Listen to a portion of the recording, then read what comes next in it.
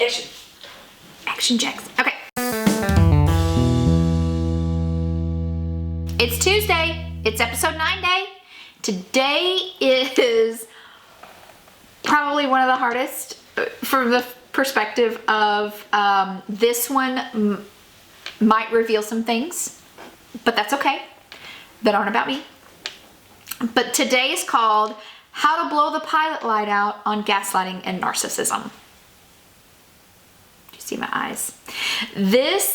I don't think I realized how much experience that I have with gaslighters and narcissists until someone shared the phrase with me a couple of years ago, gaslighting. I knew what narcissism, and I knew what narcissists were, dealt with those my whole life. I think we all probably have, but it wasn't until the word gaslighting came into my life and I did a little bit of study on it that I realized I have been surrounded by gaslighters at different phases throughout my entire life.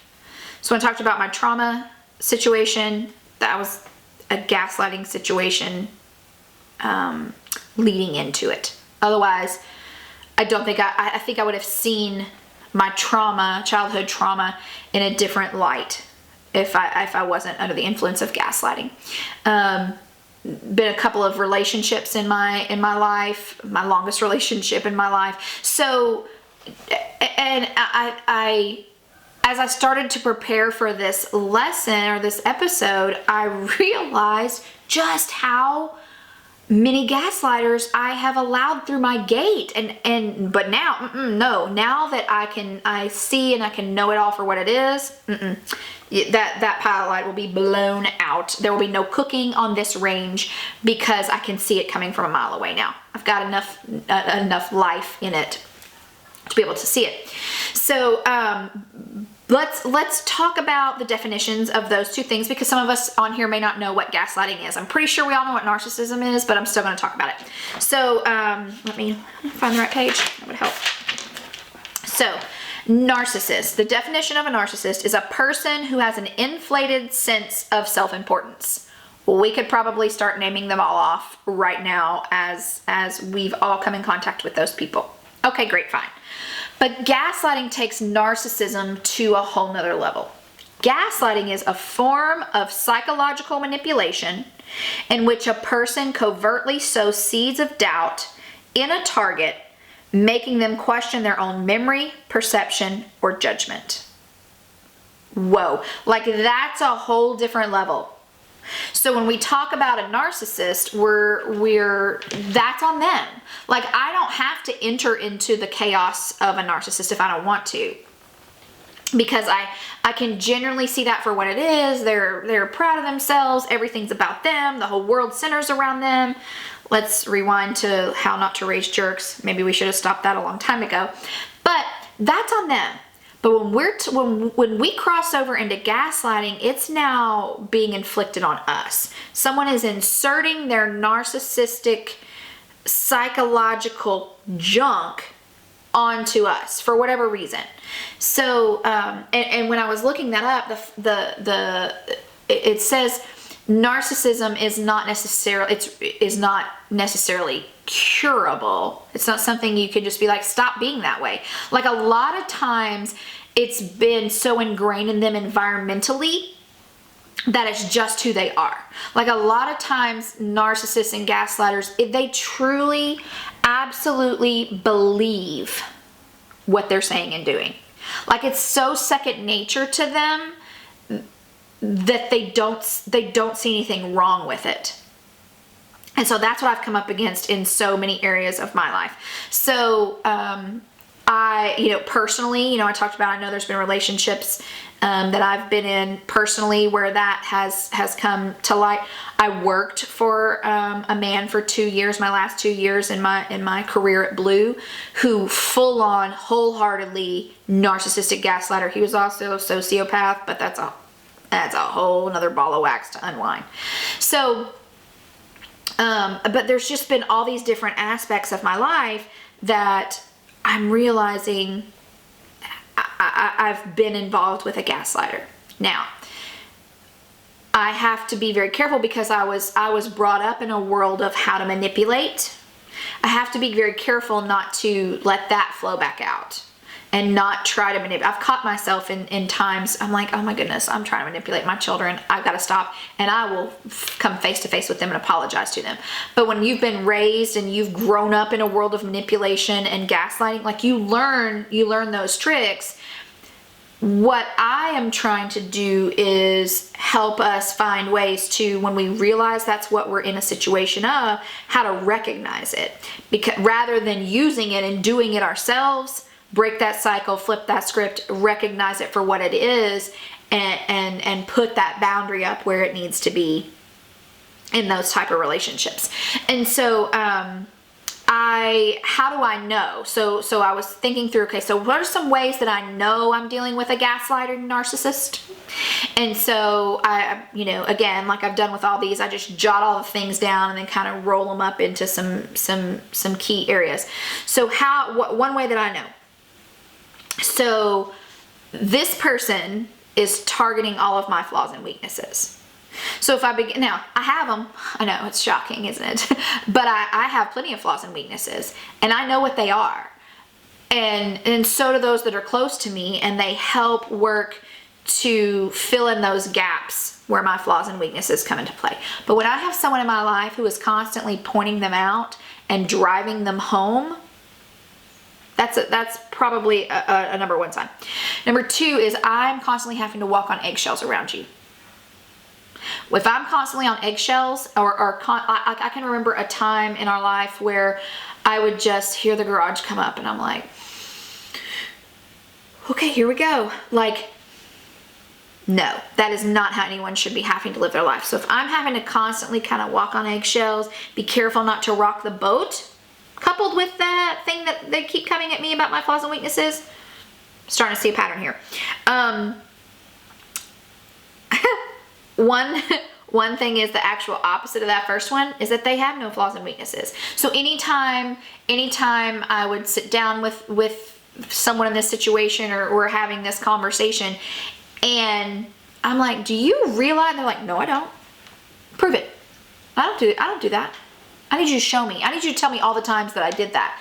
Like, if that's what's being asked, because they have no flaws or weaknesses, or maybe they humbly admit some tiny minor, this is my one flaw. It's BS. We out, Joe. Like, we gone.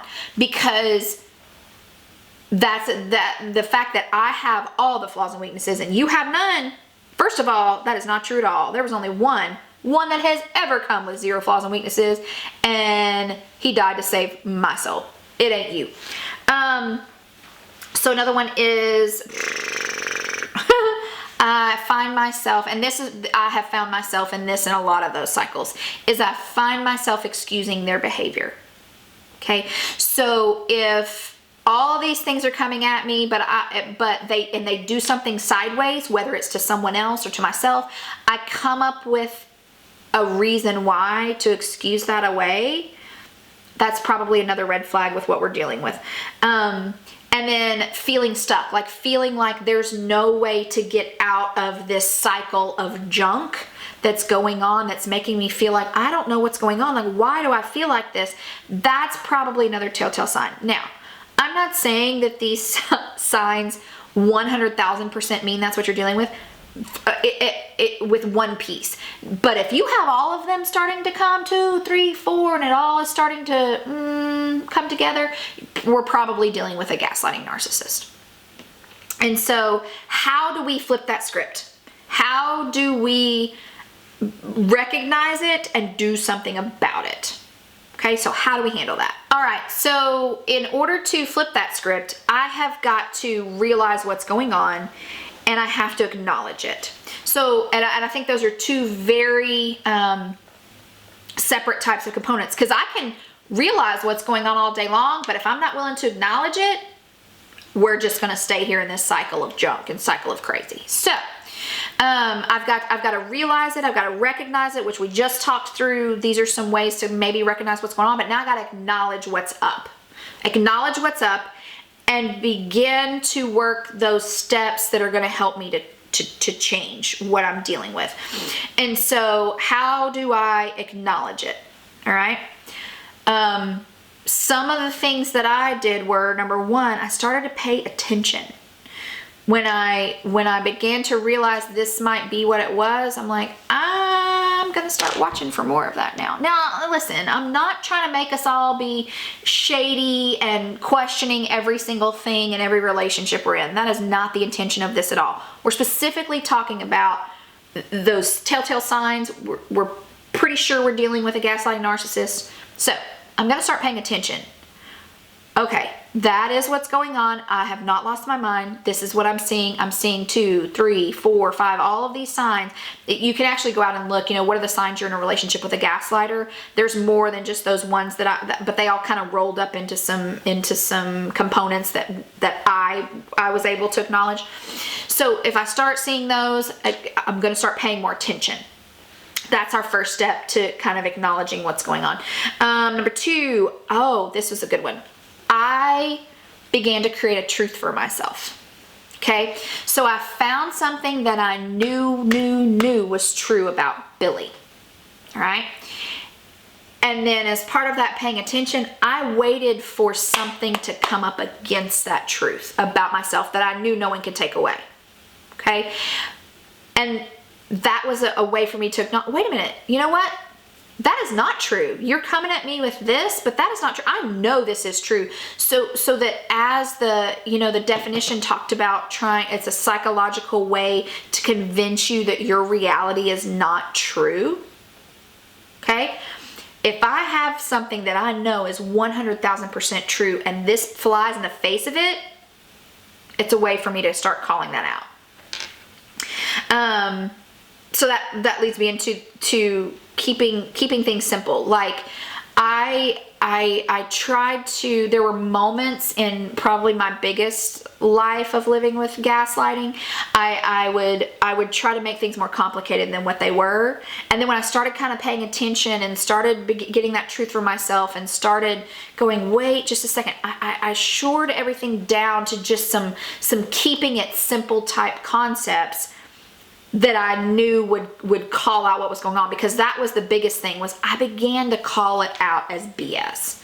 Like, now, let me stop for just a second. It was okay for me to do that in the situation that I was in. If you are in a situation where calling that out can have adverse physical effects on you, you need to figure out a different way to handle that. But for me and for my journey, I was able to call it out. I'd be like, not true. Not true. That's a lie. That is absolutely not true. Because that begins to rattle. That begins to rattle. When you're no longer just believing everything that's coming your way, it begins to rattle at the core. I also got to a point where I had to realize this absolutely had nothing to do with me. So for these gaslighters that were in my life, I'll use my work one because it's easier to talk about in this situation. Was what his attack wasn't at me. His attack and his cycle of this wasn't because he didn't necessarily like me. It's because he didn't like himself. It's because of how he was raised. It's because of his career choice before he came there. Like, it wasn't about me at all. It wasn't about any of us sitting in that environment. It was truly about him and his choices of life. And so once I got to the realization in all of these that this has nothing to do with me, it has everything to do with that person, it took a weight off for me to be able to take some blinders off and call things and see things as they were. And then bottom line, I had to learn to be okay with not winning. Especially in that work situation and that my relationship situation. I had to be okay with not winning. I was never going to win. You are not going to win against a narcissist. You're not going to win against a gaslighter. It's just not going to happen. Because in their mind, they truly believe this is their reality. Because they've lived it for so long and they've spun it up for so long. So I had to come to terms with, it's okay that I'm not going to win this battle. I'm just not. But what did become evident for me was I had to get out. I had to end and break this toxic situation. Okay, so these are the 2 steps that I took that helped me to get out of many of these situations. 1, I started opening up. We've talked about that in the friendship episode, is to just start. We even talked about it in Not Raising Jerks. Like, open up, be authentic. Now, sometimes that means writing it in a journal. Sometimes it's not vocalizing it. There were many years where I didn't vocalize what was really going on, but journaling it. Getting it out, not letting it just sit there and fester and swirl around in your head. So sometimes it's writing it in a journal, but start to open up, start to take that jacket and open it up just a little bit. Let some of that out, because we start to feel like we're crazy. Have I lost my mind? Like, is this really what's going on? No, I've got to open it up and let some of that light in so that I can see what is really going on. Because perception and reality are two different things, but a lot of times our perception becomes our reality. And that's not true. So starting to open that up, let things happen. And for me, I got out. I had to. For myself, for those I loved around me, for my own sanity, I had to get out. Now, I get that sometimes some of us may be in situations where that's not safe. Seek professional help.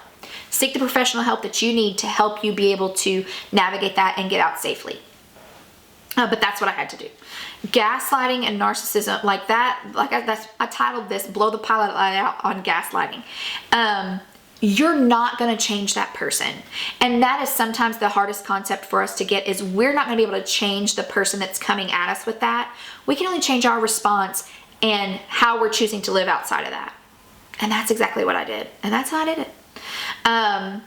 But again, if you're sitting in the middle of a situation like that and you do not feel like it's a safe way to navigate out, seek professional help.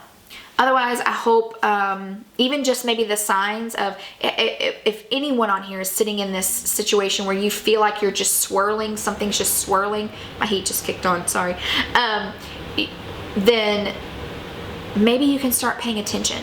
Pay attention, recognize, and then be mobile to do something about it. If you have some questions, comments, concerns, want to lean a little bit more on this, please feel free to email me. I would love to talk about this with you. TuesdayTalksWithRed@gmail.com. Otherwise, like and subscribe, and we will come back next week where we're doing episode 10. That's crazy, 10 whole episodes, where we will be tackling something called Fear is a Heifer.